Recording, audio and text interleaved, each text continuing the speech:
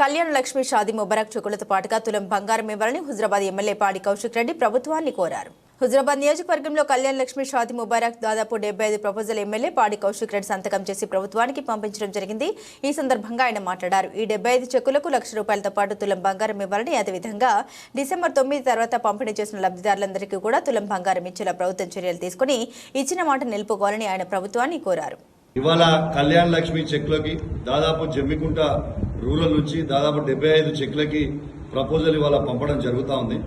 దయచేసి ప్రభుత్వాన్ని నేను ఒక్కటే కోరుతా ఉన్నాను, మీరు ఏదైతే హామీ ఇచ్చిరో డిసెంబర్ 9 తారీఖు తర్వాత కేసీఆర్ గారు ఇచ్చిన ₹1,116తో పాటు తులం బంగారం ఏదైతే మీరు ఇస్తా అన్నారో దయచేసి ఈ 75 చెక్కులతో వచ్చినప్పుడన్నా మీరు ఖచ్చితంగా తులం బంగారం ఇవ్వాలి.